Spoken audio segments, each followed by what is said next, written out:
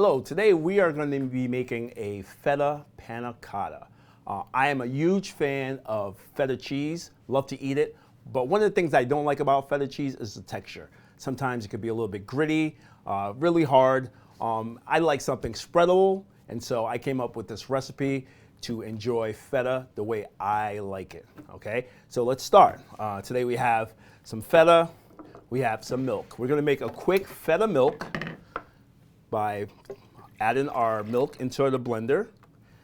We're gonna go ahead and put our feta cheese in there, and we're gonna blend it on medium high for about 2 minutes.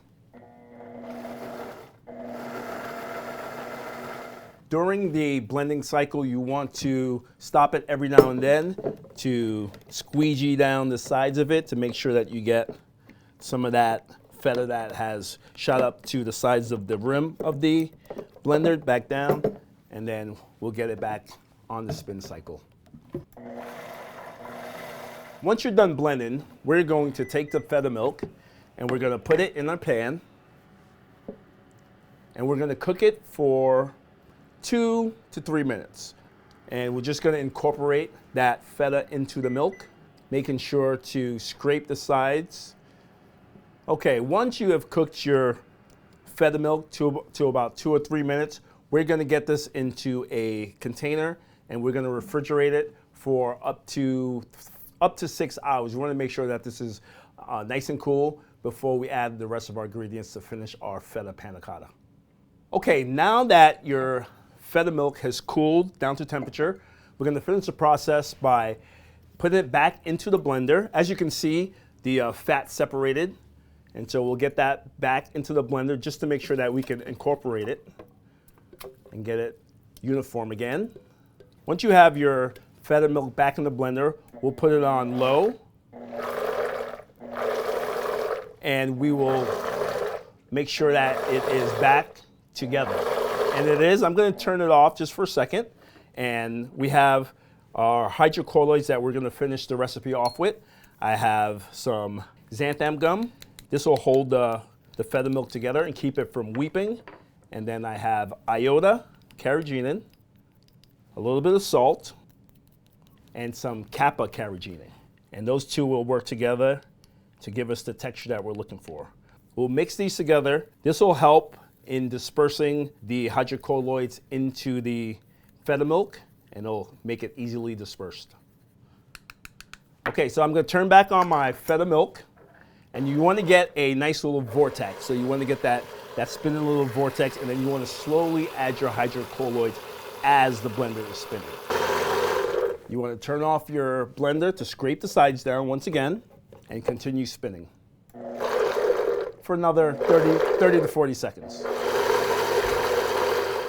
Okay, now once you're done making sure that your hydrocolloids are dispensed into the feta milk, we're going to get that milk into a pot, and we're going to bring it up to about 175, 180 degrees Fahrenheit to activate the hydrocolloids. And as you can see here, I have my molds already set. Now, silicone molds are made to be non-stick, but as an extra precaution, I sprayed mine with a little bit of pan spray and then wiped off the excess just to make sure that it'll release without any problems at all.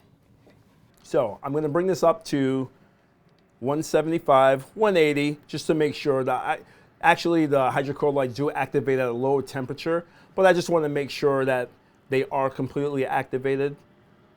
And so I usually go to about 175, 180 while constantly stirring. You definitely want to constantly stir, because as this heats up, this will start to set itself very quickly, which is one of the main reasons why you want to have your molds ready to go.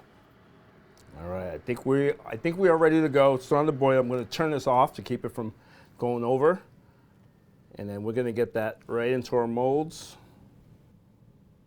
Okay, now that we have the feta milk in the molds, we're going to go ahead and refrigerate them. I like to refrigerate these for up to 8 hours. Preferably for me, I like to do it overnight just to make sure that they're always set and they're ready to go. But I've done it at 8-hour intervals and they seem to come out fine. Go ahead and make sure that you put it in the fridge for the allotted amount of time.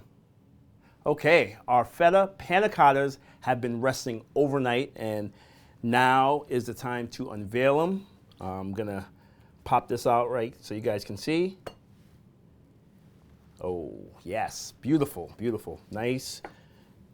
It's got a great texture to it. So I got this plate set up. This would be, this is sort of my cheese board plate that I would put together at home. And then, so we're gonna slide this panna cotta right onto this plate.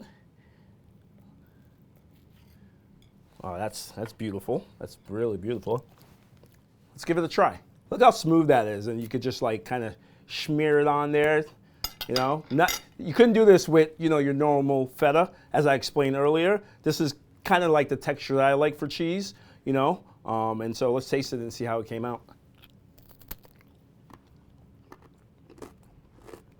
That's awesome. That's awesome.